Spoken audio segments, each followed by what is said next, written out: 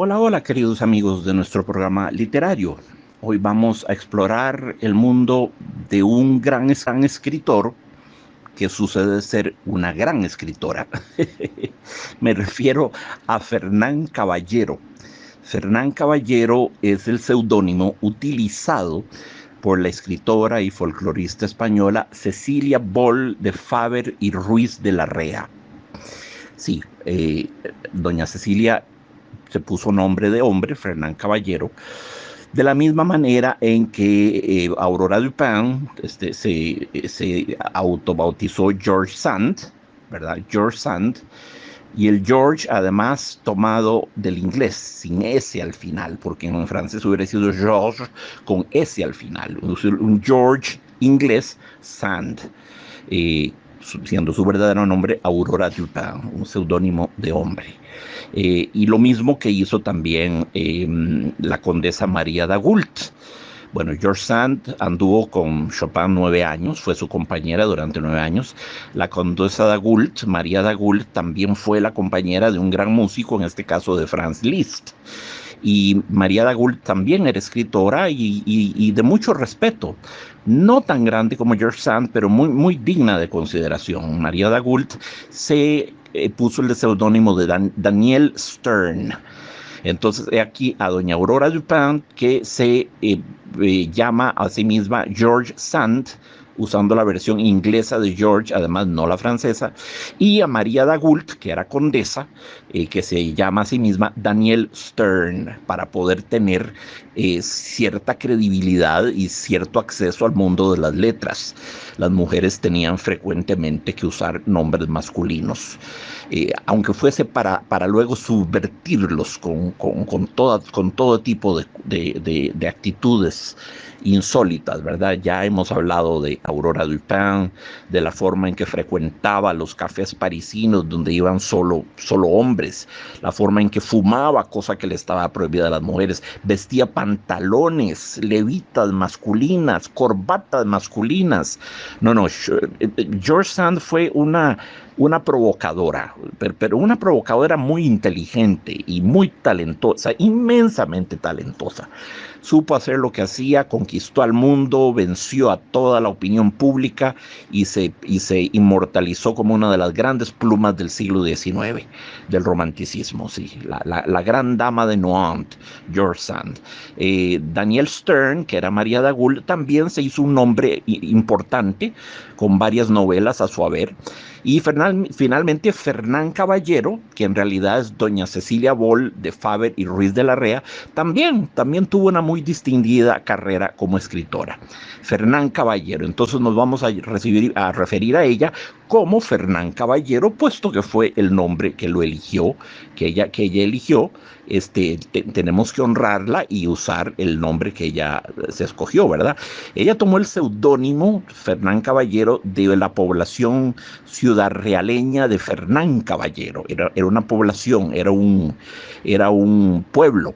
El motivo de su seudónimo, según ella, abro comillas, gustóme ese nombre por su sabor antiguo y caballeresco.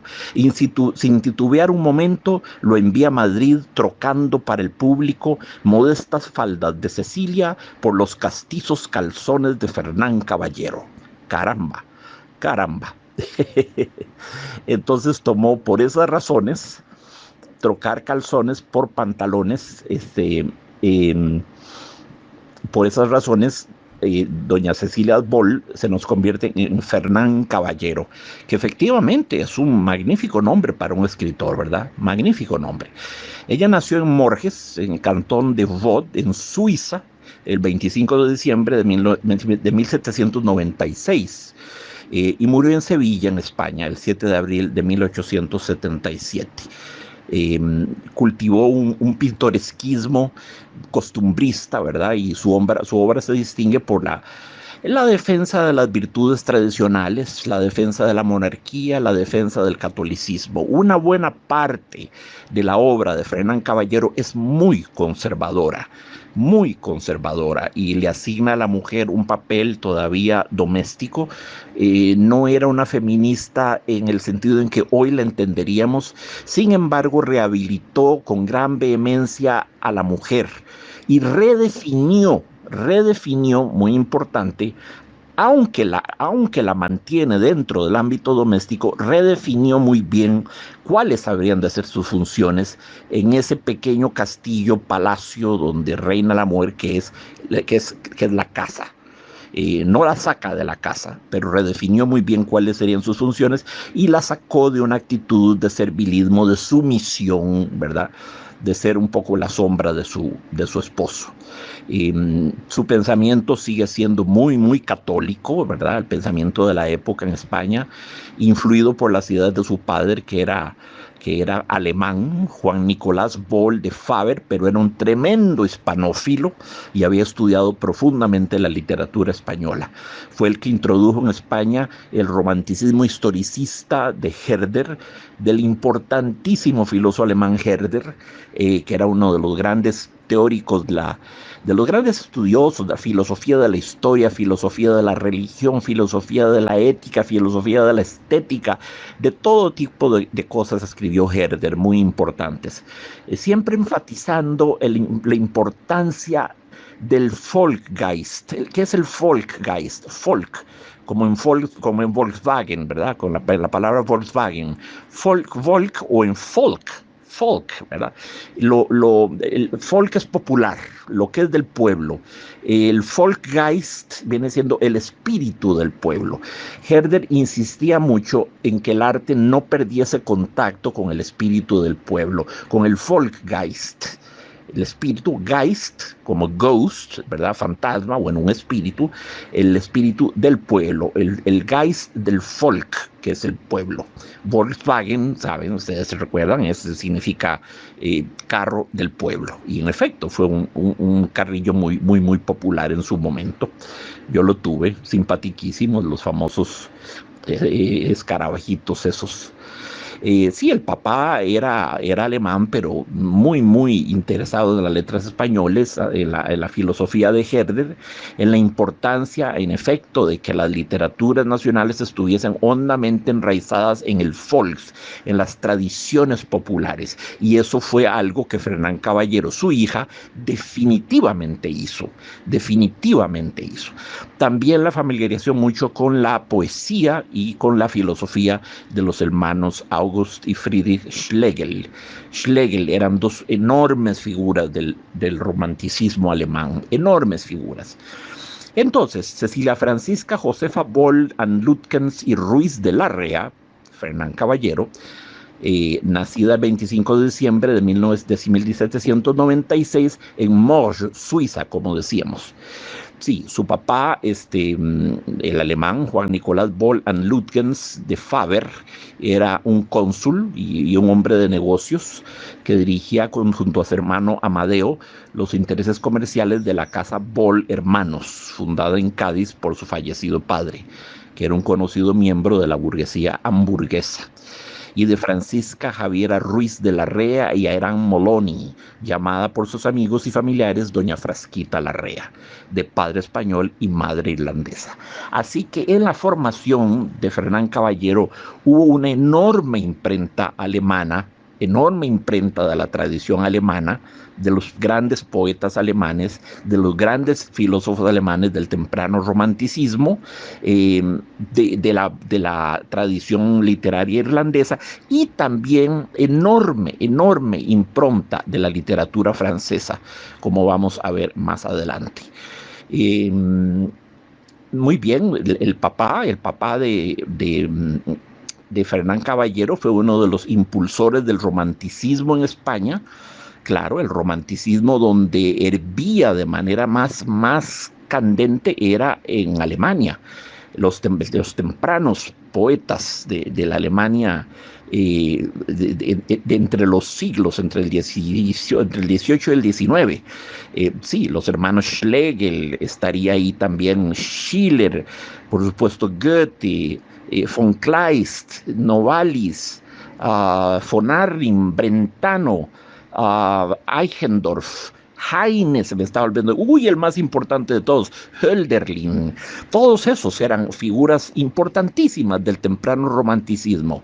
Precedieron un poquito la generación francesa, Lamartine, Vigny, Musset, Hugo, Nerval, todos estos grandes franceses que vinieron un poquito después del fenómeno alemán. La primera gran oleada alemana romántica fue la más potente. Después vinieron, el romanticismo después vino en Francia. A España llegó tarde, llegó relativamente tarde con Espronceda, con Gustavo Adolfo Bécquer, por supuesto, ¿verdad? Pero mucho de él se asoma ya en la obra de Fernán Caballero. Muy bien. Sí, el papá era un gran impulsor del romanticismo alemán en España, pero también fue un gran defensor del teatro del siglo de oro y del romancero castellano. Su madre organizaba lo que se llamaba una tertulia de serviles, donde se defendían los valores del antiguo régimen, ¿verdad? El antiguo régimen, el régimen anterior a la Revolución Francesa, anterior a Bonaparte. Y bueno, se casaron, los papás de nuestra escritora, se casaron el 1 de febrero de 1796 en una ceremonia católica, aunque su padre no se convertiría al catolicismo hasta 1813, lo que no impidió que educase a sus hijos en el catolicismo. Tras una breve estancia en Alemania, visitando a su abuela paterna, sus padres regresaron a España en 1797, donde nacieron los 3 hermanos de Cecilia: Aurora en 1800, Juan Jacobo en 1801 y Ángela en 1803. Y la mayor, que era Cecilia, que era Fernán Caballero, que nació en 1796. Esa fue la primera de las 4. Muy bien, tras el fallecimiento del tío Amadeo, que era quien llevaba principalmente los negocios, y por la inestabilidad de la Europa napoleónica, que estaba simplemente hecha jirones, en 1805 los padres realizaron su segundo viaje a Alemania, llevando a Cecilia, a Fernán Caballero, y llevando a su hermano Juan Jacobo, mientras que las 2 hermanas pequeñas quedaban al cuidado de su abuela materna. Muy bien. Sin embargo, la mamá no logró adaptarse a Alemania y ahí comenzaron las primeras desavenencias conyugales. Finalmente, la madre de Cecilia volvió a España, de modo que atravesó sola la trágica experiencia de la Guerra de la Independencia con las 2 hermanas pequeñas de la autora en su casa, que quedaba en Chiclana de la Frontera. Durante esos años, Cecilia vivió en Alemania, en Hamburgo, donde aprendió un perfecto alemán por parte de su padre y de su estadía en Hamburgo y un contacto muy íntimo con la literatura francesa. De inmediato les digo, amigos, Fernán Caballero escribió mucha literatura en alemán. No solo escribió en español, escribió mucho en alemán y mucho en francés. Y mucho en español, por supuesto, pero era una escritora trilingüe, cosa que le daba un espectro muy interesante a su amplitud, a su repertorio lingüístico, lo enriquecía enormemente. Muy bien, ella fue educada a la antigua usanza, en el catolicismo profundo, ¿verdad? Y bueno, los padres se separaron y pasaron a vivir independientemente. Muy bien, por lo que atañe a nuestra querida Cecilia, Fernán Caballero, contrajo matrimonio el 30 de marzo de 1816, ahí tendría 20 años, con un capitán de infantería, Antonio Planels y Bardají. La pareja se mudó a Puerto Rico. Imagínense lo que era un viaje de esa magnitud en aquella época, en 1816. Y se desplazaron ahí porque su esposo había sido destinado a dicha plaza, ¿verdad? Pero ese matrimonio duraría poco por el fallecimiento del marido. Este hecho conmocionó hondamente a la joven Cecilia, a Fernán Caballero, que fue acogida en la casa del capitán general mientras se recuperaba de su depresión y pudo volver a España, cosa que logró el 28 de junio de 1818. Luego se trasladó a Hamburgo, ciudad que siempre le fue muy grata y que era la ciudad natal de su padre alemán, y ahí en Hamburgo vivió con su abuela. Algunos años más tarde se mudó nuevamente al puerto de Santa María en España, donde conoció a Francisco de Paula Ruiz del Arco, marqués de Arco Hermoso, caramba, y oficial del Cuerpo de Guardias Españolas.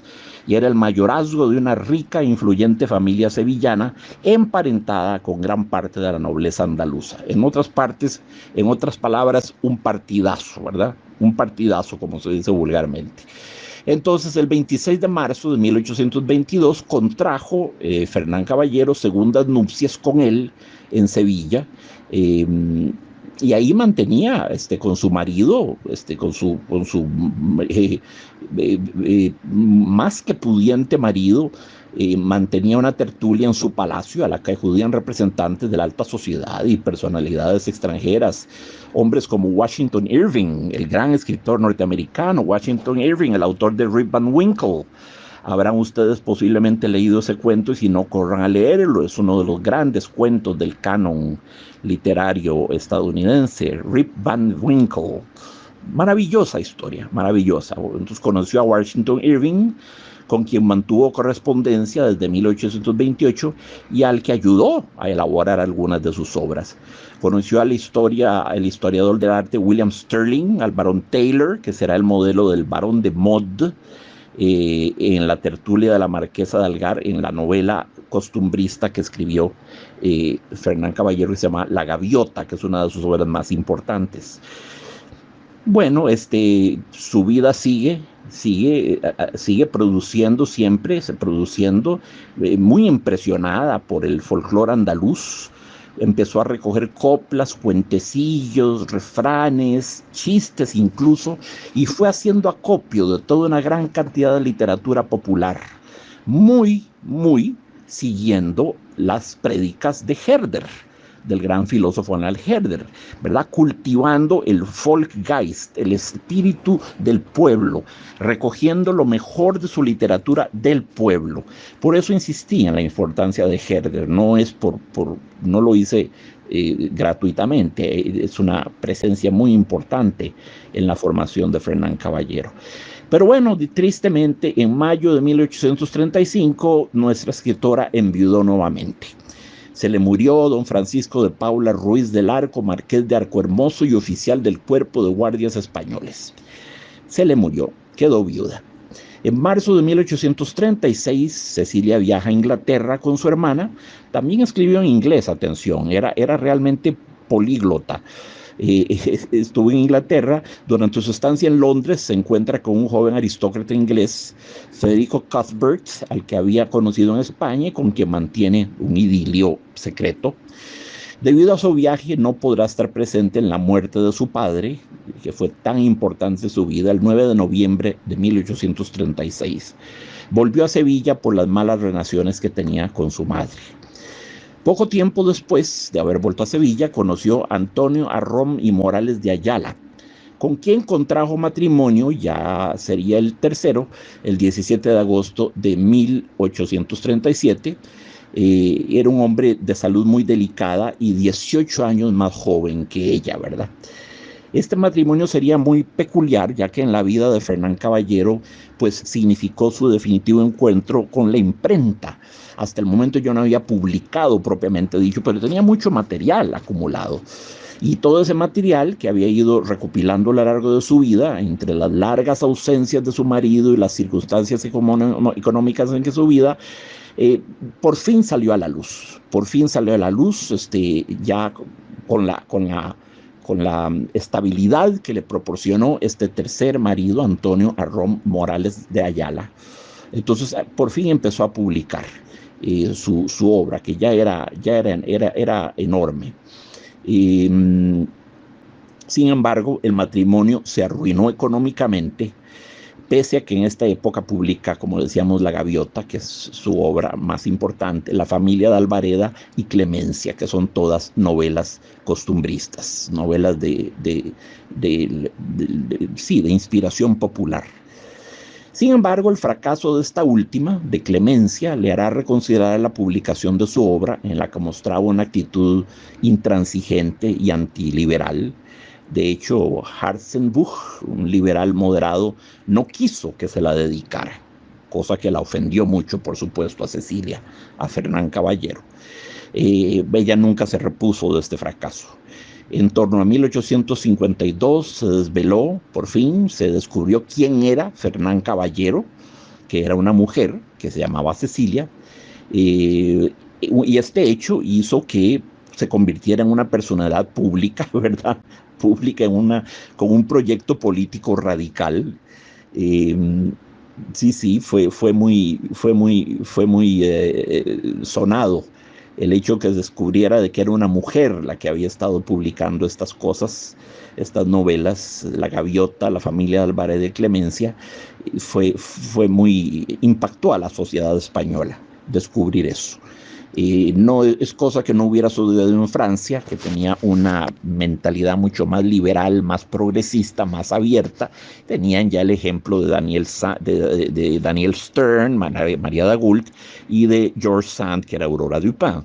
Pero en España no había nada que se comparara con eso. Realmente Fernán Caballero, nuestra querida Cecilia, fue una pionera y hay que reconocerle el gran valor de esto. Pero resulta que su tercer matrimonio, Antonio Arrón Morales de Ayala, enfermó de tisis, era un hombre de salud muy frágil, y los graves problemas económicos hicieron que se suicidara en 1859 el esposo. Así que por segunda vez vieja, una vez divorciada y por segunda vez viuda, perdón, no vieja, viuda. Y en la pobreza, además, ¿verdad? Los duques de Montpensier y la reina Isabel II la protegieron, le brindaron una vivienda en el patio de banderas del Alcázar de Sevilla, pero la revolución de 1868 la obligó a mudarse debido a que las casas fueron puestas en venta. Contraria a los desórdenes del sexenio revolucionario, se alegró por la restauración de la monarquía en 1874, siempre fue promonárquica, pero se opuso a la tolerancia de cultos consagrada por la Constitución de 1874 y a pesar de su edad y de sus achaques, realizó escritos a favor muy vehementemente de la unidad católica de España. Era profundamente católica. Fernán Caballero fue una de las grandes plumas del catolicismo. Era la parte conservadora de su ser, ¿verdad? La parte conservadora, la parte que... la parte nostálgica que añoraba las bondades del antiguo régimen y censuraba la laicidad y la liberalidad de la Europa post-napoleónica. Murió en Sevilla, Fernán Caballero, Cecilia, el 7 de abril de 1877, a las 10 de la mañana, tenía 81 años de edad, de disentería, según el significado de defunción. 81 años de edad es muchísimo para esa época, muchísimo. Fue un personaje muy contradictorio porque, aunque rechazaba la política, escribió varias novelas tomando claras posturas políticas. Rechazaba la idea de las mujeres emancipadas y, sin embargo, ella fue una escritora ambiciosa que redactó gran parte de su obra, como les dije, en francés, en alemán, en inglés y sobre todo en español, ¿verdad? Quiso crear una nueva forma de hacer novelas en España, siendo una mujer de una severa moral, ¿verdad? El tema principal en varias novelas era el adulterio, que para escribir sobre eso tenía más o menos que obviar su vida personal porque estaba, bien que mal, estuvo casada en terceras nupcias con un hombre casi 20 años más joven que él, y además un marqués, ¿verdad? En fin, sus tres matrimonios, aunque dos se le murieron. El primero fue simplemente por desavenencias, los otros dos quedó viuda, pero bueno, esa profusión de hombres en su vida, profusión entre comillas, porque son tres señores, ¿verdad? Era mal visto, se le juzgó severamente, sobre todo porque ella escribió un tipo de novela muy moralizante, muy conservadora. Pero atención, no se prejuicien, estamos hablando de una gran escritora,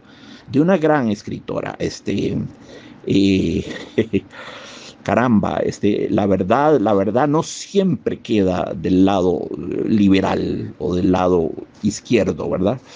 La verdad no tiene color, no tiene lado, es polimorfa y aparece en muchos diversos lugares. No, ni más que la verdad, habría que hablar de las verdades. Ella tenía su verdad en un siglo preeminentemente cientificista, liberal, laico, progresista, maquinista, capitalista. Ella pregonó los valores de la vida doméstica, del catolicismo, de la modestia, de la austeridad, ¿verdad?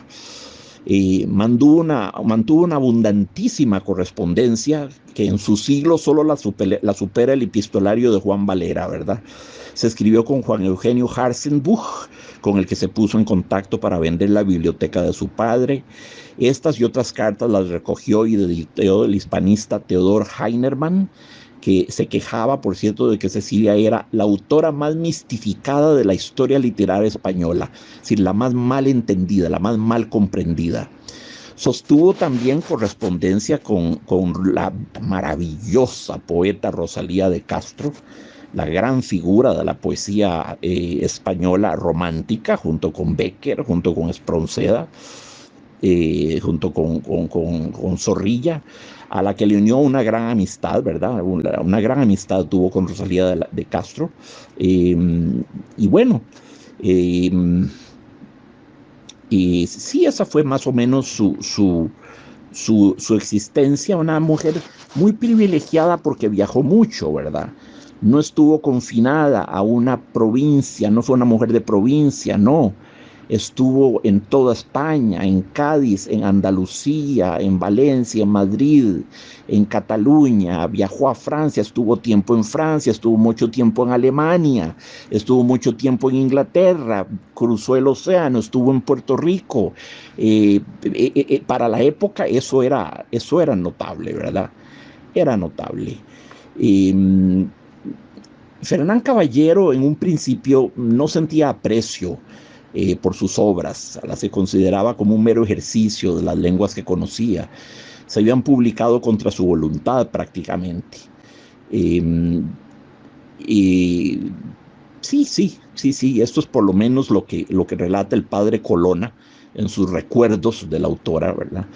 Pero esto no le impidió dar sus ideas de qué tipo de novela es preferible, y se decantó por la novela de costumbres, ¿verdad? Con los siguientes elementos: usos, dichos, cuentos, creencias, chistes, refranes. He ahí el acervo, el gran acervo de Fernán Caballero. Repito, usos, dichos, cuentos, creencias, chistes, refranes, sí, proverbios. Todos esos microgéneros, esas micronarrativas, esas microficciones que constituyen, o micropoemas o microcoplas, que constituyen el acervo de la cultura popular. Para ella la novela debía ser útil y luego agradable. Así que fue un primer intento de folclorismo, o una especie de demopedia, ¿verdad? Demo, el pueblo, pedia, como está en enciclopedia, demopedia, una demopedia, una antología, un esfuerzo antológico de compilación, de compendio de cultura popular. Sus novelas tenían un carácter muy didáctico, ¿verdad? Preconizando la moral siempre, alabando la vida pobre pero honrada del pueblo andaluz. Concebía sus novelas como documentos que reflejaban fielmente la vida cotidiana. Para ella la trama era el marco, porque lo interesante era era la atmósfera popular. Esto se refleja también en los personajes de sus novelas, que no suelen evolucionar mucho o desarrollarse mucho, porque son básicamente prototipos tomados justamente de la cultura popular. Escribió muchas cosas notables, amigos: La familia de Alvareda, novela de costumbres; La hija del sol, un cuento magnífico; La flor de las ruinas, novela de costumbres; Callar en vida y perdonar en muerte, novela de costumbres; sus cuadros de costumbres populares andaluzas, escrita en Sevilla; Clemencia, novela popular, también Lágrimas, novela de costumbre, La Gaviota, la novela costumbrista por excelencia, ¿verdad?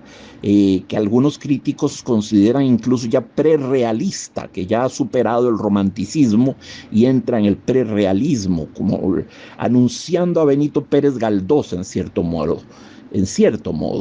Y claro, sus maravillosos antologías, cuentos de encantamiento infantiles, El refranero del campo y poesías populares, ¿verdad? Y cuentos, adivinanzas y refranes populares recopilados. Estos últimos tres títulos y muchos otros fueron póstumos. Lo último que ella publicó fue Cuentos, oraciones, adivinanzas y refranes populares, y es de 1877. Después de eso, todo lo demás ya es de 1880, de 1890, de 1911, de 1914 a 1921. Son publicaciones póstumas sin duda. Y el cuento que les voy a leer a ustedes es un cuento popular, a todas luces popular, y es muy interesante, amigos, es muy interesante. Yo voy a leerles dos cuentos porque necesito ponérselos juntos uno a otro. El cuento que les voy a leer se llama El lirio azul. El lirio azul. Es un cuentito para niños. Un cuentito para niños de inspiración popular de Fernán Caballero. Pero de inmediato les va a recordar otro cuento que conocemos muy bien porque lo discutimos en este mismo programa cuando abordamos a esa autora. Fue justamente el libro que analizamos, el cuento que analizamos de esa autora, y es nuestra, Carmen Lira. Y me refiero al cuento de La Flor del Olivar. Este cuento que voy a leerles de Fernán Caballero se llama El lirio azul. Bueno, voy a leer primero el cuento del lirio azul y luego voy a leerles La Flor del Olivar, aunque ya la leímos, no la vamos a estudiar en detalle, por eso ya lo hicimos, pero para que vean cómo se trata de dos versiones diferentes de la misma leyenda. Para mí es más linda la versión de Carmen Lira, y por mucho, pero no importa, eso es apenas una opinión personal. Lo importante es aquí establecer los paralelismos, los tropos, los lugares comunes, los elementos recurrentes de este tipo de cuento, de este tipo de tradición, y darnos cuenta a qué punto los cuentos, las leyendas migran. Qué impresionante cómo migran, porque recuerden ustedes que los cuentos de Carmen Lira, bueno, Carmen Lira nació en 1888, murió en 1943, ¿verdad? Y los cuentos de la tía Panchita son de 1920. No tuvo ningún contacto posible con Fernán Caballero, que nació en 1796, murió en 1877. Cuando muere Fernán Caballero faltaban todavía 5 años, no cuánto, faltaban, a ver, nace en 1796. Cuando nace Carmen Lira, bueno, todavía hacía, hacía 11 años que había muerto Fernán Caballero cuando nace Carmen Lira. Y los cuentos de la tía Panchita son de 1920. Entonces, entre ellas no tuvieron absolutamente ningún vínculo. No dudo que Carmen Lira haya conocido la literatura de Fernán Caballero porque era más conocida y más popular a principios de siglo que a hoy en día. Es una literatura que ha ido perdiendo un poquito en vigencia, en interés de la gente. Y es una lástima, es una lástima. Estamos hablando de una pluma muy, muy hábil y de una sensibilidad muy refinada y de una mujer de inmenso valor. Entonces, bueno, no hay contacto entre ninguna de las dos escritoras, eso es evidente. Pero recuerden amigos que los cuentos de Carmen Lira son prácticamente paráfrasis, prácticamente variaciones, prácticamente transcripciones al español de los cuentos del escritor estadounidense Joel Chandler Harris, los cuentos del Uncle Remus, los cuentos del tío Remus. Como Carmen Lira se inventó a una tía Panchita que le contaba cuentos, como Juan Rulfo se inventó a un tío Celerín que le había narrado todos los cuentos del Llano en Llamas, y Pedro Páramo, de esa misma manera, Joel Chandler Harris se inventa a un tío Remus, que era un negrito de las plantaciones de algodón del sur de los Estados Unidos, que le contó todos sus cuentos. Ese negrito, el tío Remus, el Uncle Remus, que incluso le asigna fecha de nacimiento y de muerte. En todo caso, los cuentos del tío Remus ponen en escena a un Brother Rabbit, hermano conejo, hermano usado en el sentido de fraile. El fraile era un religioso. La tía Panchita lo laifica, lo convierte en un personaje laico y se convierte en tío conejo, el tío conejo. Bueno, para Joel Chandler Harris, el protagonista de sus cuentos era el fraile hermano conejo, Brother Rabbit. Y todos son contados por el personaje apócrifo que es el tío Remus. Chandler nació en 1848, murió en 1908. Tampoco puede haber tenido ningún contacto con la tía Panchita y con Carmen Lira, pero sí es evidente que Carmen Lira tomó casi todos, por no decir todos sus cuentos de Joel Chandler Harris y del tío Remus, el personaje apócrifo, ¿verdad? Inclusive el tío Coyote, que viene del hermano Coyote de Joel Chandler Harris. Pero si nos vamos a poner en ese plan, habría que decir que Joel Chandler Harris, a su vez, toma los temas de sus cuentos de narraciones folclóricas anónimas de la negritud que trabajaba en las plantaciones de algodón en el sur de los Estados Unidos en tiempo del esclavismo y después de la esclavitud, también después de la abolición.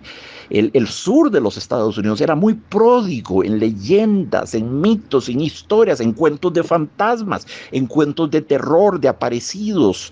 Era muy pródigo, había mucho cuento de terror. Es una de las cosas que más influyeron a Edgar Allan Poe fueron los años que vivió con su padre adoptivo, que era un viejo abominable, ¿verdad? El viejo Alan, que le dio su apellido. Su nombre era simplemente Edgar Poe, pero le metieron el Alan para que llevara el apellido del viejo, un viejo abominable.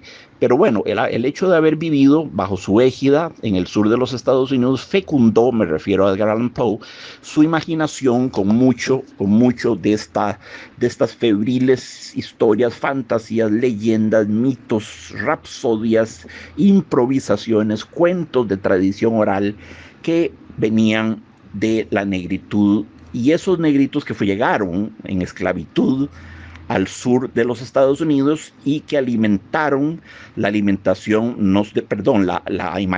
no solo de Joel Chandler Harris, sino también de Edgar Allan Poe, como les decía. Esos negritos venían sobre todo de Nigeria y de Etiopía. Y tampoco ellos inventaron esas leyendas, a ellos les llegaron del Medio Oriente, todo anónimo, y al Medio Oriente llegaron posiblemente del Lejano Oriente, posiblemente de la India, es lo que se cree, es lo que se especula. Ahí ya nos perdemos en la noche de los tiempos, ¿verdad? En la noche de los tiempos.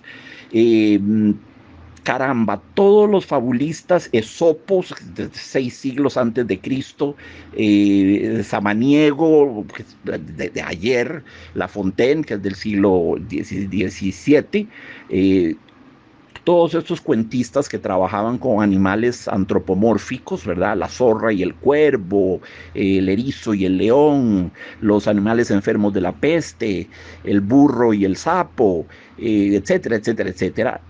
Todos ellos parecen abrevar en una fuente común, una fuente muy distante, una fuente que viene de la noche de los tiempos y de lugares muy exóticos y muy lejanos.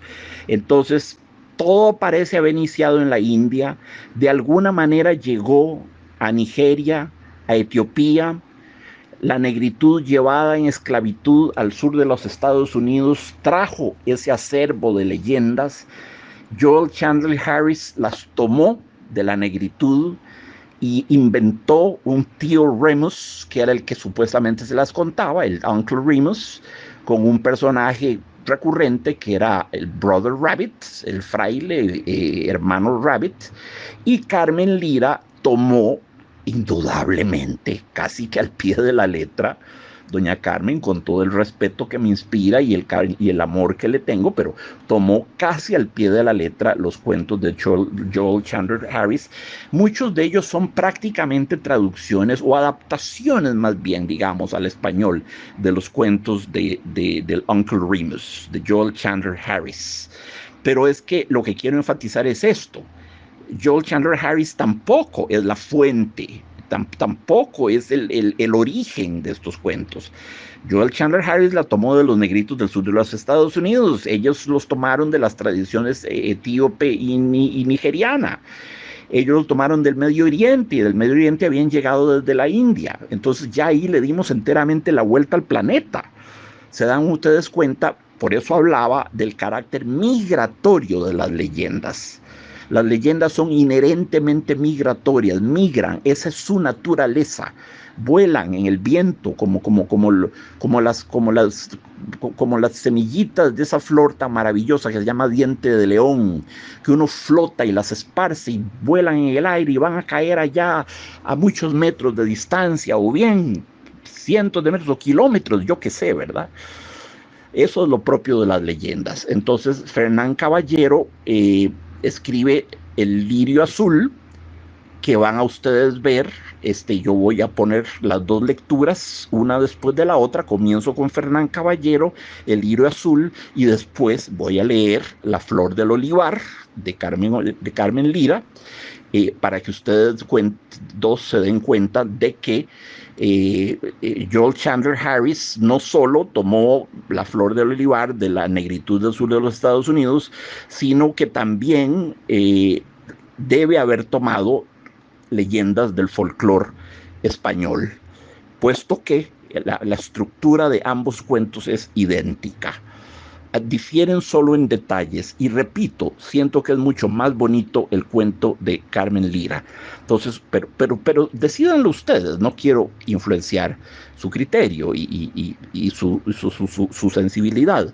Voy a leer primero El Lirio Azul de Fernán Caballero, que ya sabemos es una mujer, pero ella escogió llamarse Fernán Caballero y como tal debemos honrarla.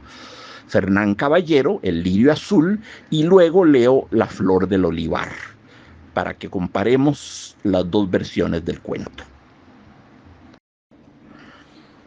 El Lirio Azul, de Fernán Caballero. Había vez y vez un rey que tenía 3 hijos, a los que dijo que daría la corona a aquel de los 3 que le trajese el lirio azul. Echáronse los hijos cada cual por distinto rumbo a buscarlo por estos mundos. El más chico encontró la flor y se la metió muy contento dentro de la media, por si encontraba a sus hermanos que no la vieran.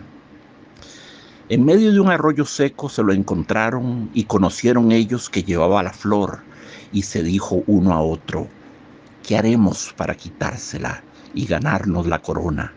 Y el otro respondió: matarle. Y así lo hicieron, enterrándolo después en la arena.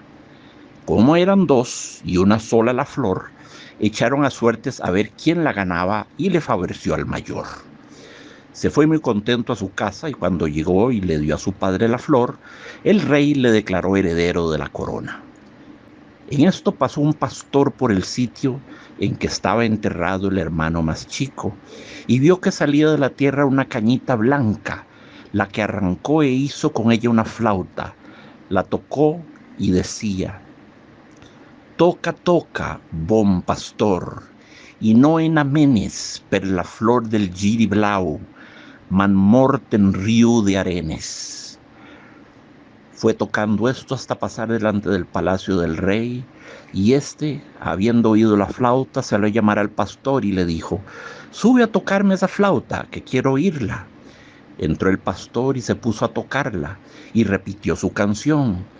Mandó el rey a llamar a sus hijos y le dijo al pastor que le dijere de dónde había sacado aquella flauta. El pastor los llevó al sitio donde había encontrado su flauta, y el rey dijo a sus hijos: ¿sois vosotros los que habéis muerto a vuestro hermano? Pero ellos dijeron que no. Su padre mandó que levantaran la arena en aquel lugar y encontraron al niño vivo y sano, solo faltándole un dedito que había quedado fuera cuando lo enterraron, y era el que había servido para hacer la flauta. Y el padre dio la corona al niño y castigó a sus hermanos. Vivió y reinó muchos años, pero siempre sin un dedo. Cuento contado ya se ha acabado, y por la chimenea se fue al terrado. La flor del olivar, de Carmen Lira, de sus cuentos de mi tía Panchita. En un país muy lejos de aquí, había una vez un rey ciego que tenía 3 hijos. Lo habían visto los médicos de todo el mundo, pero ninguno pudo devolverle la vista. Un día pidió que lo sentaran a la puerta de su palacio a que le diera el sol.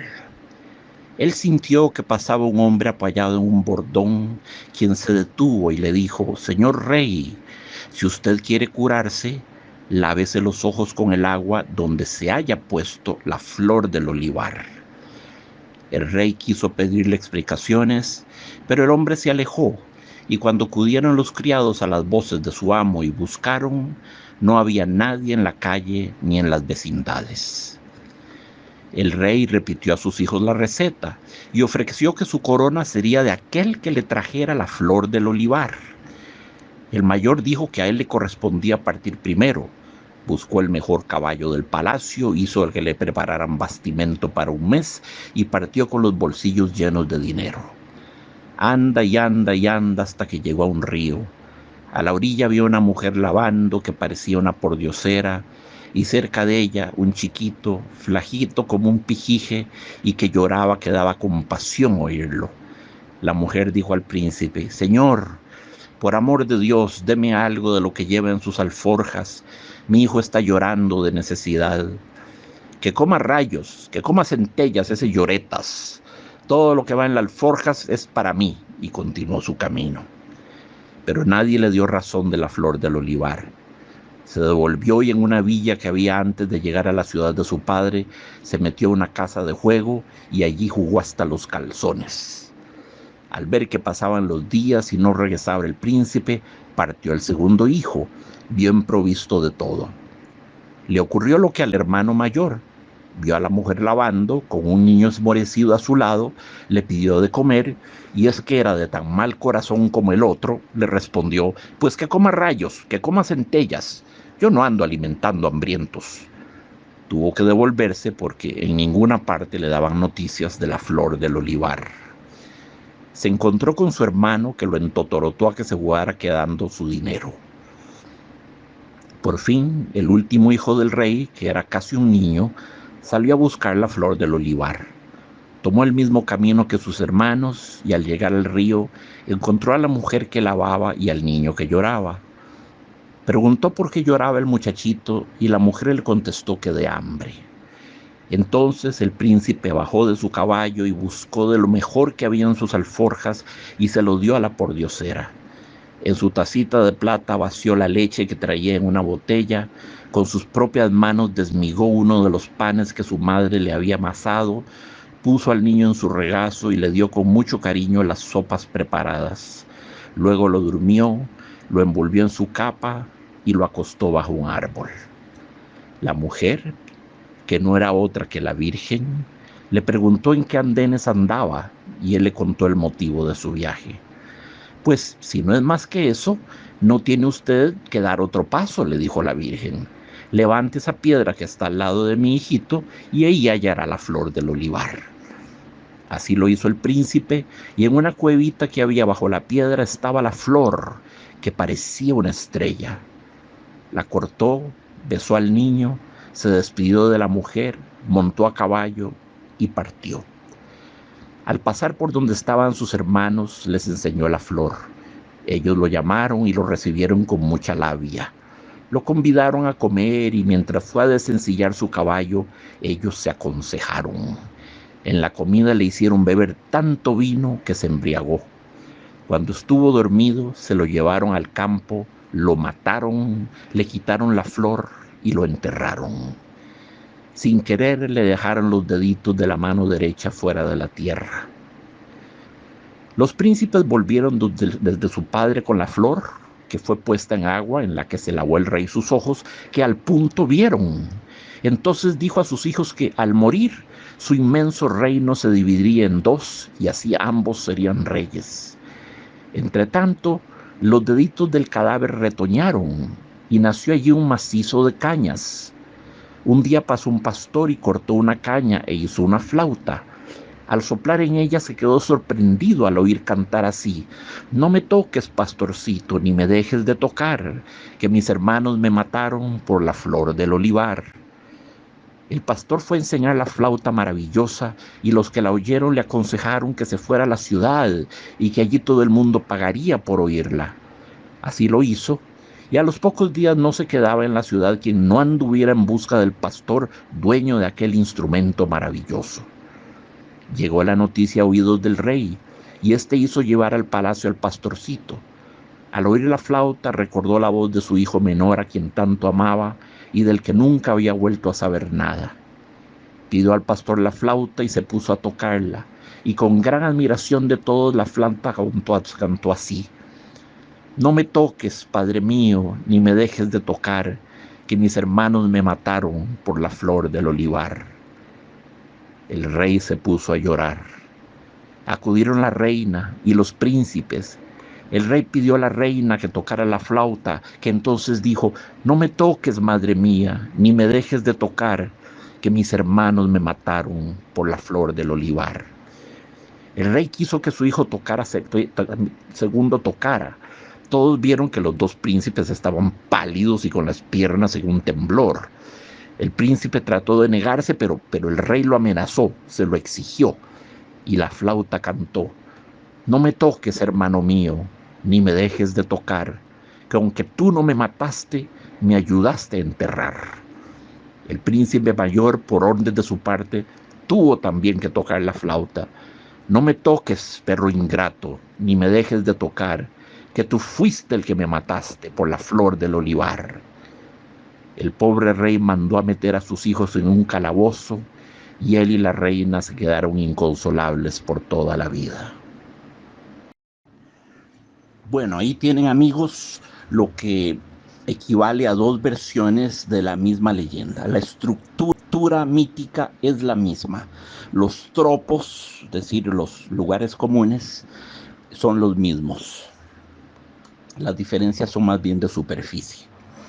El texto de Fernán Caballero, que es el que tenemos que analizar hoy, comienza de una manera muy curiosa, porque no comienza con había una vez o érase una vez.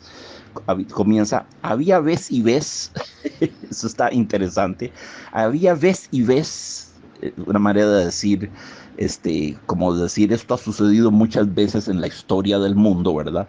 Había vez y vez un rey que tenía 3 hijos. Interesante, ¿verdad? El número 3, como decía Borges, siempre priva en las fábulas.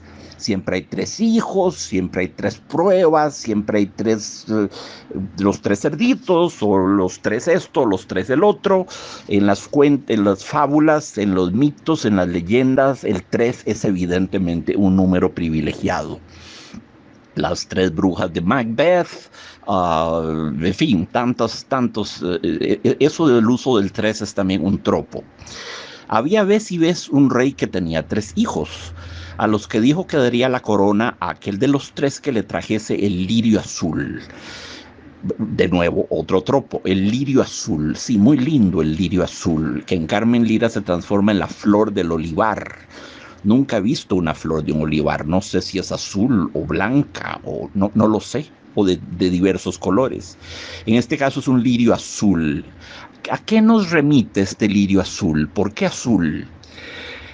Bueno, este cuento también lo analizamos en una de nuestras anteriores lecturas, cuando Analizamos el cuento El pájaro azul de la felicidad de Maurice Maeterlinck, del escritor simbolista belga Maurice Maeterlinck. Comentamos el cuento El pájaro azul de la felicidad, de los niños que van en busca del pájaro azul de la felicidad. Sobre ese cuento se han hecho varias películas, incluso una con Shirley Temple, creo recordar, la chiquilla aquella famosísima, simpatiquísima de los risitos, ¿verdad? Que bailaba y todas las cosas que hacía allá en los años 30 y 40. Entonces, sí, el pájaro azul. El azul tiene una simbología en las leyendas, en las mitologías, en los cuentos. El azul es siempre símbolo de felicidad. De felicidad visionaria, de felicidad proyectada hacia el futuro, de una felicidad que hay que conquistar, hay que ir hacia ella, pero tenemos clara que la dirección y sabemos que si la encontramos de seguro nos va a garantizar felicidad. El azul tiene ese simbolismo curioso y no sé de dónde procede, pero siempre pienso en los cuadros de Salvador Dalí, con cuánta frecuencia él utiliza esos fondos de un azul profundo, y sobre el azul profundo se decantan las formas de él abigarradas y quiméricas, surrealistas, ¿verdad? Una jirafa que se transforma en elefante, que se transforma en piano, un animal que anda con unas muletas que al final resultan ser raíces de un árbol, lo que ustedes quieran. Pero en el fondo siempre hay ese horizonte eliminado, ese horizonte iluminado, esa especie de infinito que es azul, ese azul profundo, purísimo, prístino, un azul onírico de Dalí. Y muchas veces se ha hablado de que el azul es el color de los sueños. Yo personalmente tiendo a estar de acuerdo. Y en una sinestesia, ya todos sabemos lo que es una sinestesia, ¿verdad? En una sinestesia muy interesante, Chopin solía pedirle a sus discípulos y a sus intérpretes que tocaran su música con el tono azul. No daba más instrucciones, no decía más. Traten de encontrar la nota azul, traten de encontrar el sonido azul, pero mi música es azul, decían. Eso les decía a sus intérpretes. Imagínense ustedes el apuro que el compositor le ponga a uno la misión de tocar su música en azul. Caramba, lo único que se puede tocar en azul es la Rhapsody in Blue de Gershwin, la Rhapsody en azul de Gershwin, pero ahí el azul no se refiere al azul cromático de los colores de la paleta cromática, sino al blue de las blues. I am blue, estoy triste, ¿verdad? To be blue, estar triste. Aunque tal vez sí, tal vez blue es usado porque estar triste, la tristeza es azul, por lo menos en la percepción de los negros del sur de los Estados Unidos, que fueron los que crearon los blues, los spirituals y todo ese tipo de música. Entonces aquí hay una onda, cadena sinestésica, ¿verdad? Importante.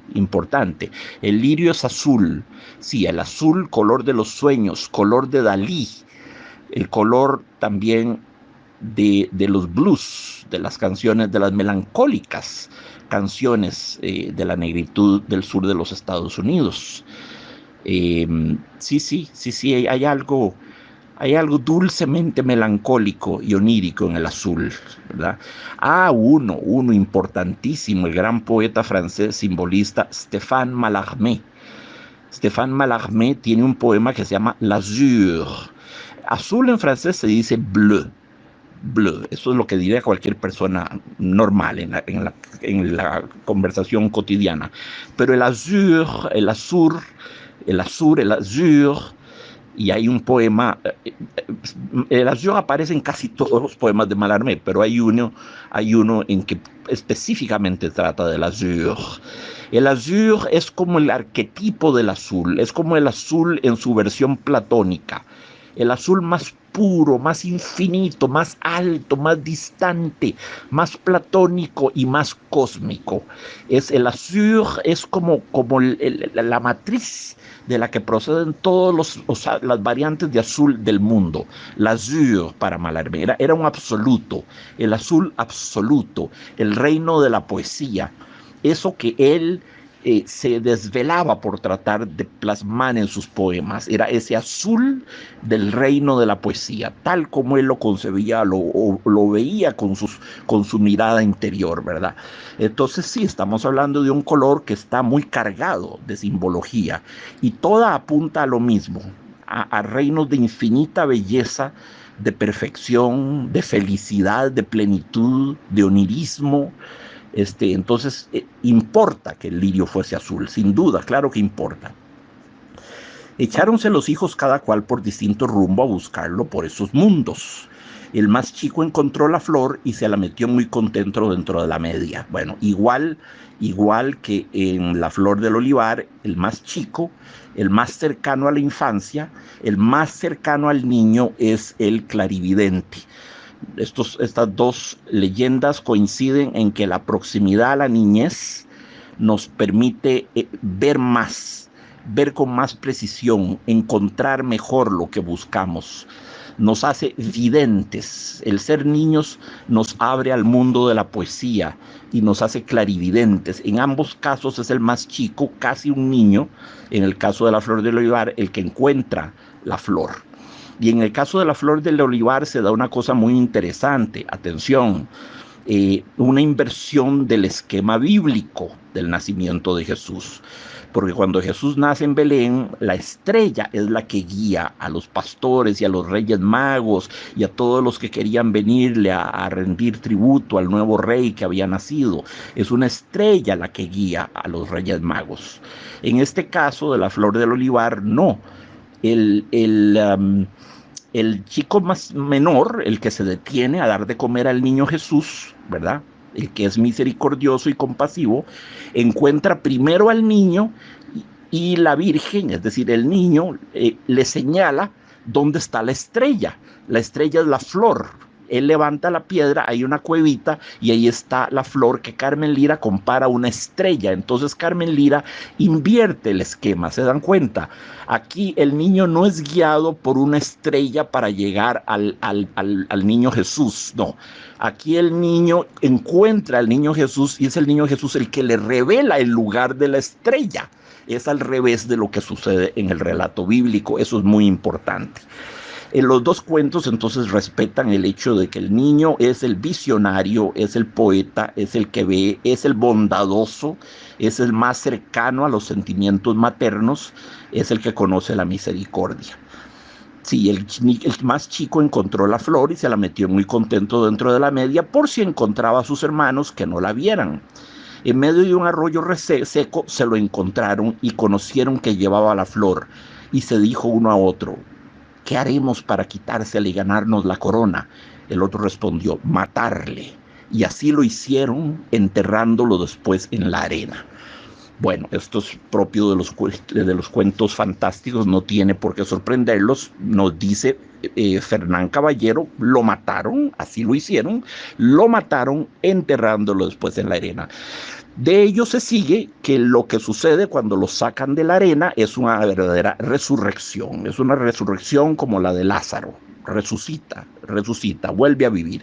Fernán Caballero le da a la leyenda un final feliz, un happy ending.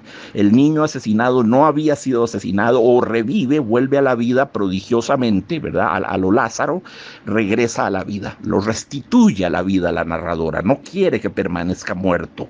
Ese niño, el bondadoso, el piadoso, el de corazón más puro, es el que ve más.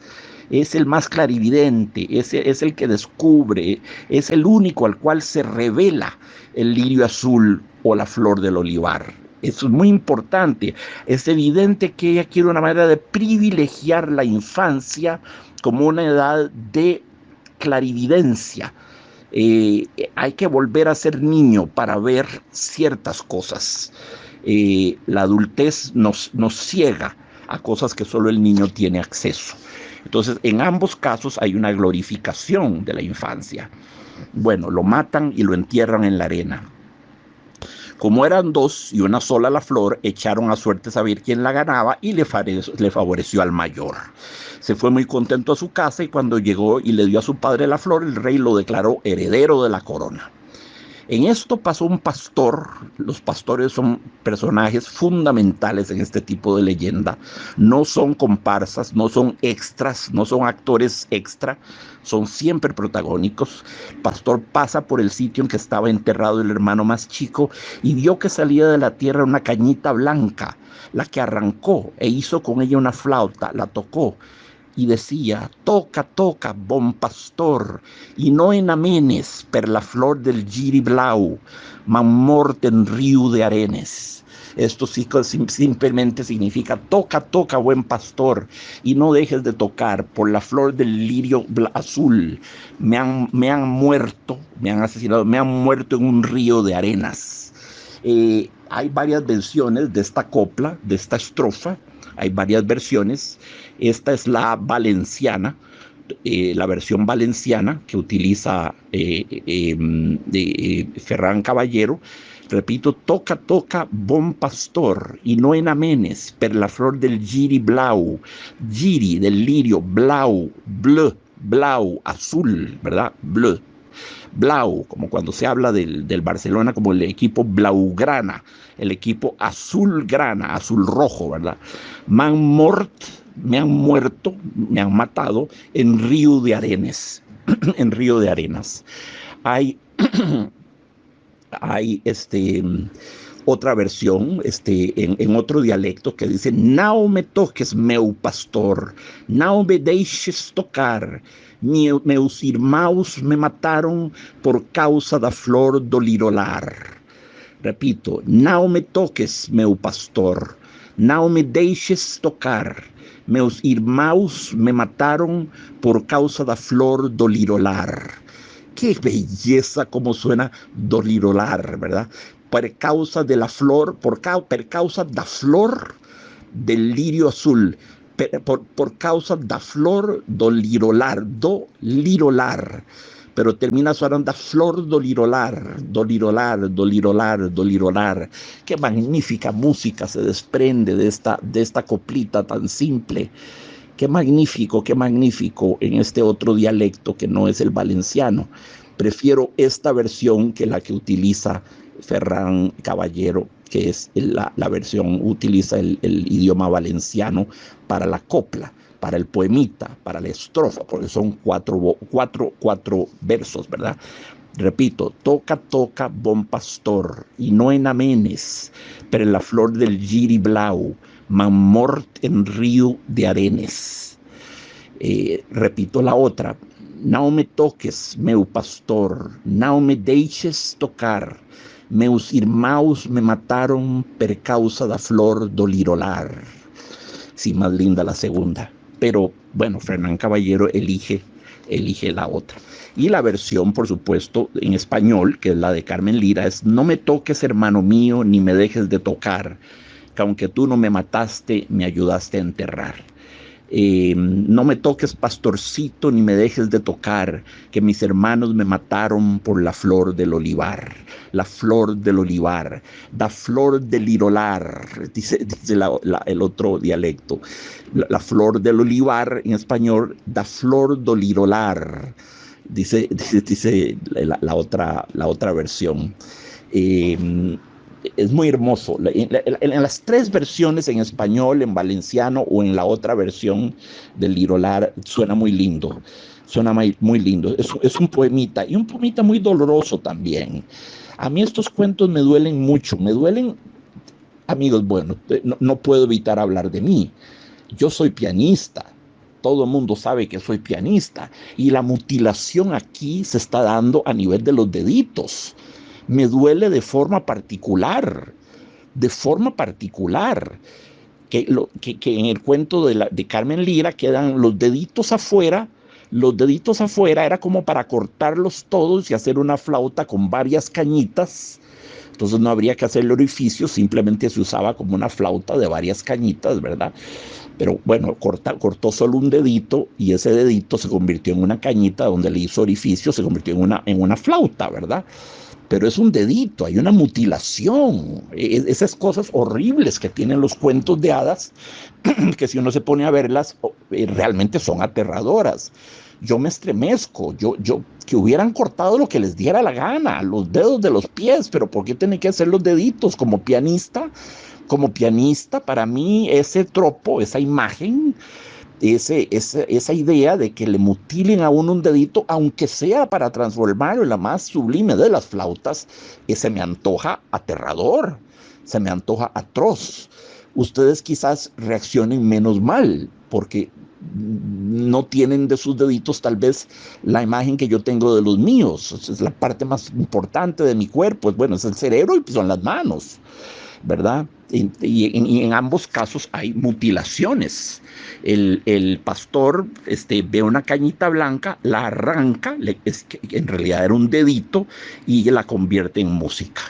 Eh, esto, esto nos remite, este fenómeno de la vegetalización del ser humano que se convierte en vegetal, es también un tropo literario.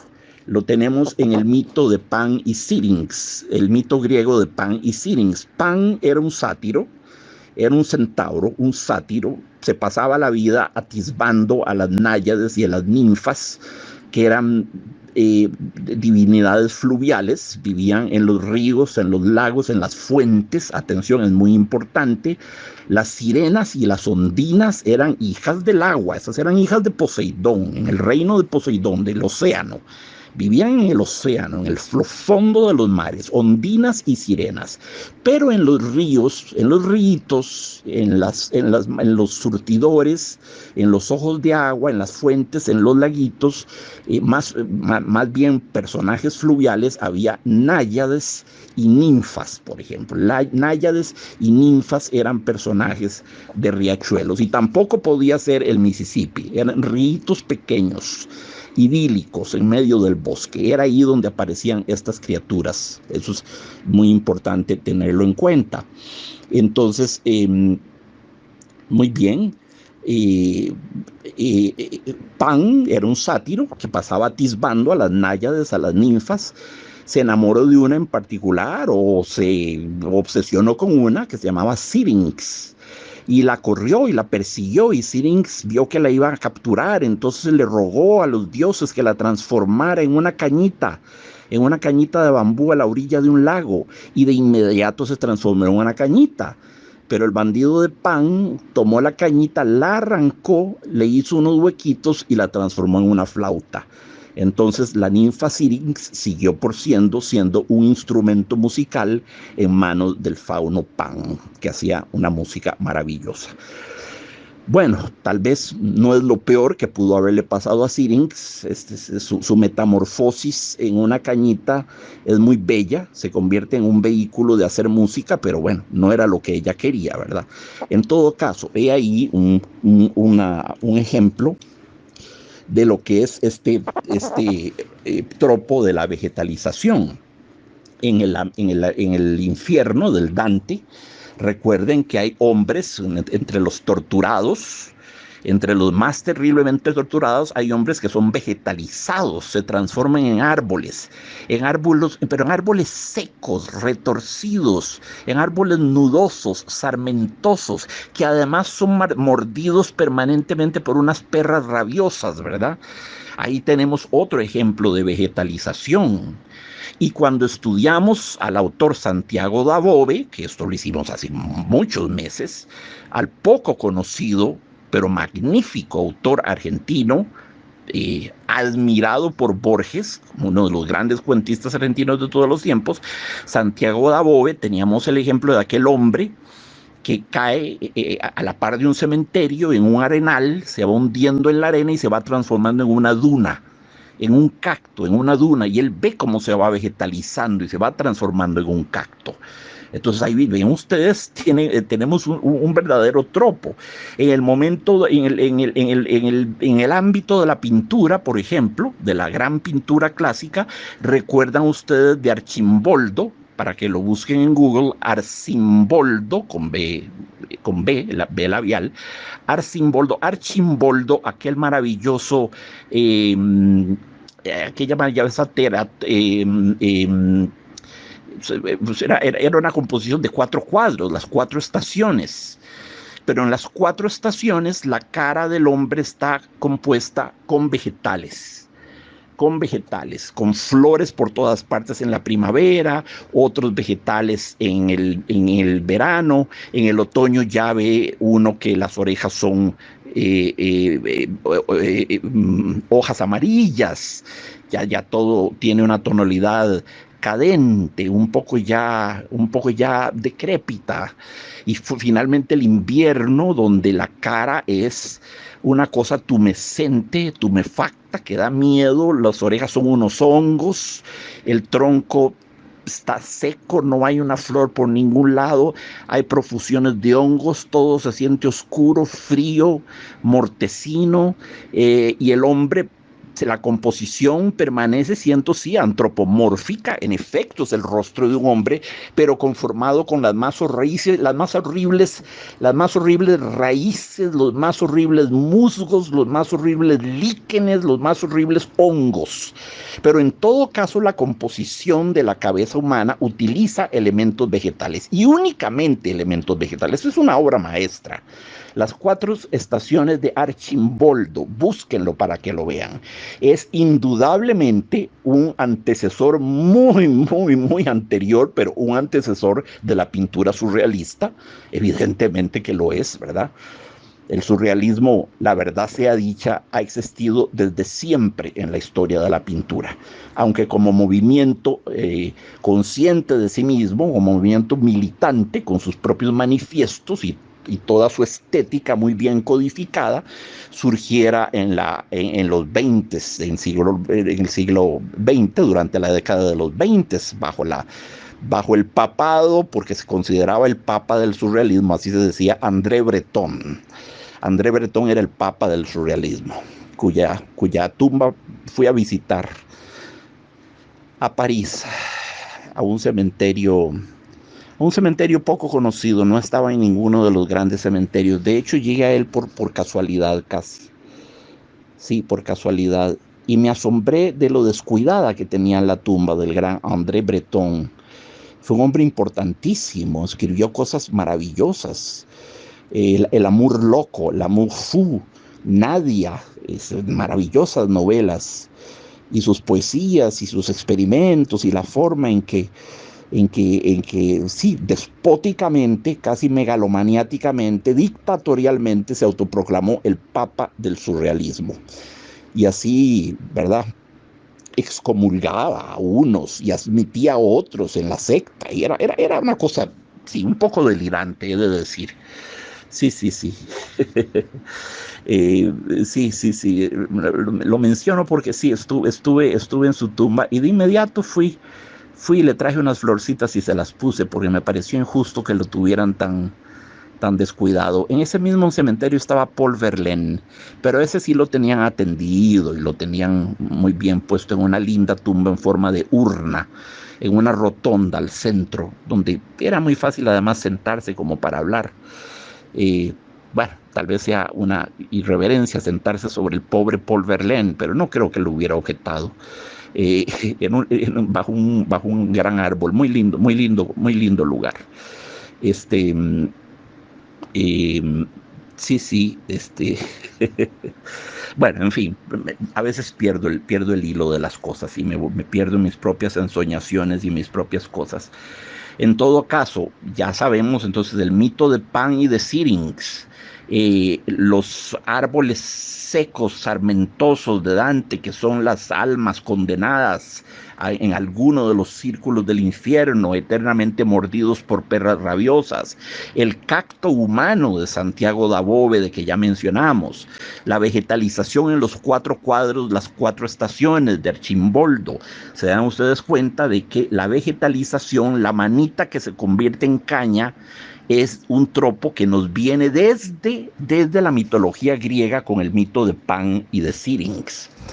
Por otra parte, el hecho de que una manita quede mal enterrada o que un dedito asome de la tierra o de la arena, en el caso del cuento de Fernán Caballero, nos remite a la leyenda de Gustavo Adolfo Bécquer, La Promesa. La Promesa, esa magnífica leyenda, en la cual, recuerden ustedes, estaba el conde de Gómarra. El conde de Gómarra iba a contraer nupcias con Margarita, le regaló incluso un anillo de nupcias y Margarita se lo puso en su mano. El conde de Mórraga parte a la guerra. Margarita quería casarse con él antes, pero el conde está demasiado presuroso por mostrar sus destrezas de caballero y de guerrero. Gana todo, vuelve al país cubierto de gloria, pero se entera de que Margarita ha muerto. Y la imagen de Margarita empieza a obsesionarlo y a visitarlo y a perturbarlo. Y llegan y le cuentan que hay una cierta mano en un lugar donde se dice que enterraron a una mujer y la mano sale de la tierra constantemente con su anillo puesto y vuelve a hundirse, como si estuviese todavía, sí, viva, como si estuviese viva, por supuesto, ¿verdad? Por razones misteriosas y la gente ya tiene miedo y no pasa incluso por ese lugar. Entonces el conde de Gómarra va inmediatamente con un sacerdote y la mano sale en efecto de la tierra sepulcral, la mano de Margarita con el anillo en el anular. El sacerdote casa al conde de Márraga, al conde de Gómarra, lo casa con Margarita y a partir de ese momento la mano se esconde y no vuelve nunca más a salir. Y ahí termina la leyenda. Entonces, también es un tropo, también es un lugar común, la noción de las manos que emergen de la tierra o de los deditos que emergen de la tierra. En el caso de Carmen Lira emergen todos los deditos. En el caso del lirio azul de Fernán de Caballero aparece nada más un dedito que es tocado por el pastor y es transformado en flauta. Entonces ya sabemos más o menos en qué registro imaginario nos movemos. Entonces, bueno, el pastor fue tocando esto hasta pasar delante del palacio del rey y habiendo oído la flauta, salió a llamar al pastor y le dijo: sube a tocarme esa flauta que quiero oírla. Entró el pastor y se puso a tocarla y repitió su canción. Atención, Fernán Caballero es mucho más sinóptico en la narración. Carmen Lira repite y repite y repite el estribillo, ¿verdad? No me toques, pastorcito, ni me dejes de tocar, que mis hermanos me mataron en la flor del olivar. Esa aparece varias veces. Luego, no me toques, hermano mío, ni me dejes de tocar, que aunque tú no me mataste, me ayudaste a enterrar. Y la última y terrible, no me toques, perro ingrato, ni me dejes de tocar, que tú fuiste el que me mataste por la flor del olivar. Eso se lo dice al hermano mayor, al que planeó el asesinato realmente, emborracharlo y luego asesinarlo. Son estribillos diferentes, entonces. Todo esto es fascinante, es fascinante todo esto de la delación más allá de la muerte. La delación más allá de la muerte. El muerto que regresa a la tierra a hacer la crónica de su asesinato, a pedir justicia y a decir: aquí estoy yo. Es muy impresionante. El rey, en el cuento de la flor del olivar de Carmen Lira, estaba ciego. Recuerden que era muy importante. La razón para ir a buscar la flor del olivar era para curar su ceguera. Estaba ciego. Bueno, esa ceguera física del rey corresponde a una ceguera moral. Estaba ciego, no conocía a sus hijos realmente, no sabía de la perfidia y de la codicia y de la maldad de la que los dos mayores eran capaces, ni sabía de la pureza de corazón y de la belleza del menor. Su ceguera física, que se cura, pone de relieve, le hace descubrir esa otra más terrible ceguera de la que padecía y no sabía, que era la ceguera moral. Entonces el rey recobra la vista en dos niveles: en el nivel puramente físico y en el nivel de la inteligencia interpersonal y del conocimiento de sus hijos. Entonces, bueno, entró el pastor, nos dice Fernán Caballero, y se puso a tocarla y repitió su canción. Mandó llamar el rey a sus hijos y le dijo al pastor que le dijera de dónde había sacado aquella flauta. El pastor lo llevó al sitio donde había encontrado su flauta y el rey dijo a sus hijos: ¿sois vosotros los que habéis muerto a vuestro hermano? Muy español de la época, no que lo habéis matado. los que habéis muerto a vuestro hermano. Se oye mucho en el teatro español.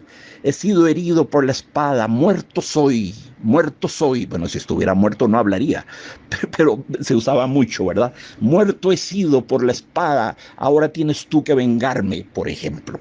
Muchas líneas, nunca se dice me han matado, muerto soy, o muerto he sido, o muerto fui por la espada de tu hermano. Se oye mucho esa expresión. Sois vosotros los que habéis muerto a vuestro hermano, pero ellos dijeron que no. Su padre mandó que levantaran la arena en aquel lugar y encontraron al niño vivo y sano, es decir, que no lo habían matado o resucitó, solo faltándole un dedo que había quedado fuera cuando le enterraron. Eso es lo que no puedo perdonarle ni a Carmen Lira ni a Fernán Caballero, esa mutilación de los deditos. Es que, pucha, es que yo veo como pianista lo más valioso de mi cuerpo son los dedos. ¿Por qué no le cortaron una oreja o la nariz o los dedos del pie o lo que fuese? Los deditos, ensañarse contra los deditos, para mí es monstruoso, es monstruoso. ¿Verdad? El muchachito va a quedar mutilado por siempre sin un dedo.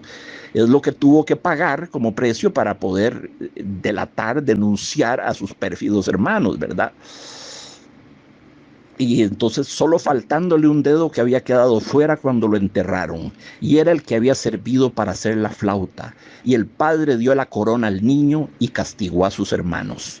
No entra en consideraciones Fernán Caballero. Carmen Lira va más allá, expresa el dolor inmenso del padre y el castigo de los hijos asesinos. Nos da la impresión de que fue muchísimo más severo, de que los encarceló para siempre por el resto de sus vidas. Aquí Fernán Caballero simplemente nos dice castigó a sus hermanos, no nos dice con qué severidad, no nos dice la magnitud de castigo. Con Carmen Lira nos queda la impresión de que fue un castigo realmente muy severo, como se lo merecían. Y bueno, el chico vivió y reinó muchos años, pero siempre sin un dedo. Esto es terrible, terrible, repito. Cuento contado ya se ha acabado y por la chimenea se fue al terrado. Esa es la manera en que se terminaban los cuentos en la tradición valenciana, andaluza, en muchas tradiciones populares. Ven aquí entonces, amigos, todo lo que es la influencia del Volksgeist. De nuevo, eso es una importancia, es un concepto importante de Herder, el gran filósofo alemán. Herder decía: nunca he conocido a un hombre. Yo no sé qué es eso de un hombre. No me entero. Nunca he visto un hombre así, en abstracto no. He visto españoles, alemanes, franceses, daneses, húngaros, bohemios, he visto rusos, eso es otra cosa, eso es otra cosa. Pero un hombre así, en abstracto, sin nacionalidad, sin un pueblo, sin tradición, sin creencias, sin mitología, sin un bagaje cultural que lo define, sin una tradición cultural que lo determina y lo condiciona, eso nunca lo he conocido. Ahí ven por qué la importancia que le daba Herder al carácter nacional de la literatura, a la importancia de que la literatura pusiera de relieve, mettre en relief, une mise en relief sería la expresión francesa correcta, poner de relieve las especificidades culturales locales de cada país y más aún de cada provincia y más aún de cada ciudad dentro de cada provincia. Muy importante, muy importante. Esta es una fórmula, por ejemplo, popular, evidentemente. Cuento contado ya se ha acabado y por la chimenea se fue al terrado. Y así termina Fernán Caballero. Carmen Lira hubiera dicho: y me meto por un huequito y me salgo por el otro para que tú me cuentes otro. Y así termina el cuento de lo que sea. Y me meto por un huequito y me salgo por otro para que tú me cuentes otro. Esa era la fórmula de Carmen Lira, más linda, más juguetona, más lúdica, más poética también, más interesante para un niño, que cuento contado ya se ha acabado y por la chimenea se fue al terrado. Aunque también tiene su belleza. Tiene su belleza porque el cuento se va por la chimenea. Eso nos deja la idea de que el cuento es un ser que vuela, como lo es en efecto. Ya hablamos del carácter migratorio de las leyendas. El cuento es algo, las leyendas vuelan a alas del cuento, en alas del cuento van, el cuento vuela. Por eso pudo pasar de la India al Medio Oriente, a Nigeria, Etiopía, atravesar toda Europa, atravesar el océano y llegar a manos ¿verdad? De Joel Chandler Harris y su Uncle Remus. Prácticamente le dio casi la vuelta a la mitad del planeta, esos cuentos, ¿verdad? Entonces, bueno, dejo claro, amigos, que Joel Chandler Harris, sí, creó a su tío Remus, que es un negrito del sur de las plantaciones de Alabama, ¿verdad?, de los Estados Unidos. Tiene un tío conejo, que es el hermano conejo, que es fraile, hace de él un personaje eclesiástico. Pero que Joel Chandler Harris toma todo esto del folclore del sur de los Estados Unidos. Esos negritos habían sido traídos de Nigeria y de Etiopía. Entonces estamos hablando de un folclore que se remonta allá a muy atrás, ¿verdad? Y de Nigeria y de Etiopía, que fue de donde los tomó Esopo, 6 siglos antes de Cristo. Esopo era un esclavo romano y tomó sus fábulas también de esas partes, de Nigeria, de Etiopía, de esa parte del mundo.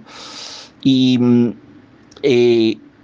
bueno, Carmen Lyra a su vez toma a Joel Chandler Harris y le adapta al español las fábulas, pero ya vemos que esas fábulas de Joel Chandler Harris, que venían de Nigeria y de Etiopía, y en última instancia de la India, habían llegado por otra parte, en una bifurcación, habían llegado también a España.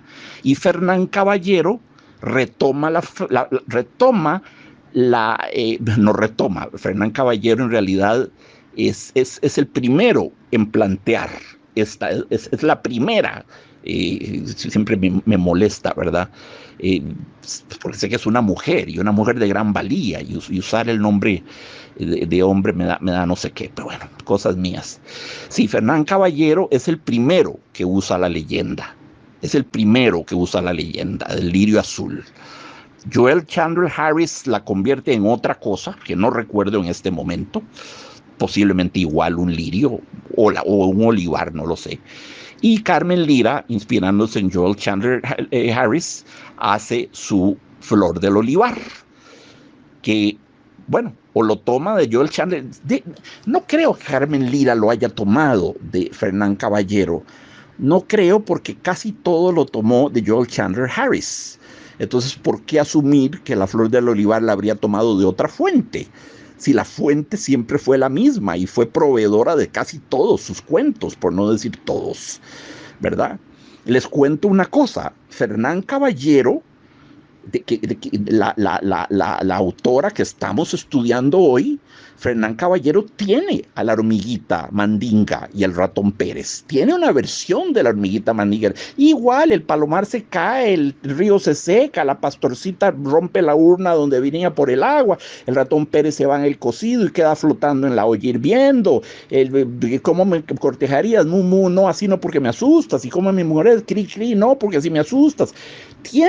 Fernán Caballero tiene una versión mucho más semejante a la de Carmen Lyra que la versión de Joel Chandler Harris.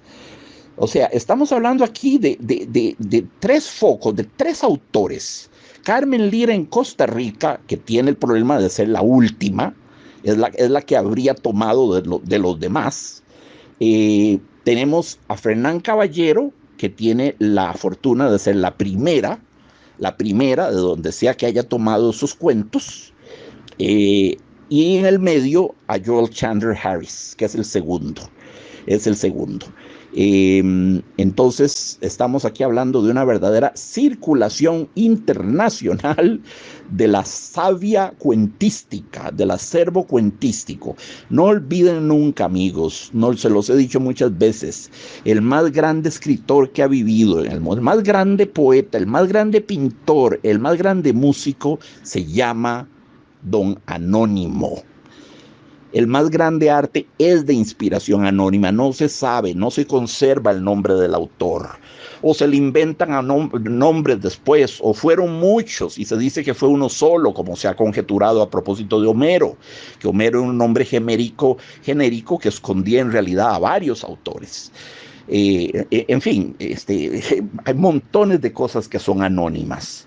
Pero bueno, estas tienen nombre. Entonces ya espero que les haya quedado más o menos claro el mapa migratorio de estas leyendas, aunque yo no puedo establecerlo con toda exactitud porque tendría que meterme a hacer investigaciones que escapan con mucho a mis posibilidades. Tendría que ir a ver los manuscritos originales de Fernán Caballero y ver cómo varió sus fábulas y verlos. En fin, tendría que darle la vuelta al mundo. Tendría que consagrar lo que me resta de vida tratando de establecer las cosas. Está claro que Fernán Caballero es anterior a Joel Chandler Harris y sin duda anterior a Carmen Lyra. Y está claro que Carmen Lyra tomó sus ideas de Joel Chandler Harris y no de Fernán Caballero. Pero sí, Fernán Caballero tiene una hormiguita Mandinga y el ratón Pérez, con esos nombres, y la historia es idéntica, y no hay casi cambio ninguno. Pero como les decía, yo no veo que Carmen Lyra haya tenido contacto con Fernán Caballero, por Fernán Caballero, por la simple razón de que Fernán Caballero es una escritora poco conocida. Es muy improbable que en la Costa Rica de 1920 nadie aquí leyese a Fernán Caballero. Nadie, es muy improbable. No es tan grande escritora, no es tan importante como para eso. En 1920 con seguridad se leía a Benito Pérez Galdós aquí, pero no a Fernán Caballero. Era marginal incluso en España. Y imaginen ustedes, en Costa Rica, Carmen Lyra no puede haberla conocido. Para eso tenía a mano a Joel Chandler Harris. Entonces, bueno, ahí les dejo los hechos. Espero haberles aclarado un poquito las cosas y no más bien enredándoles todo el panorama. Pero Fernán Caballero es una gran escritora, amigos. Merece ser tomada muy en serio. Su trabajo de recopilación de tradiciones, dichos, refranes, chistes, leyendas, proverbios, donaires, como diría Machado.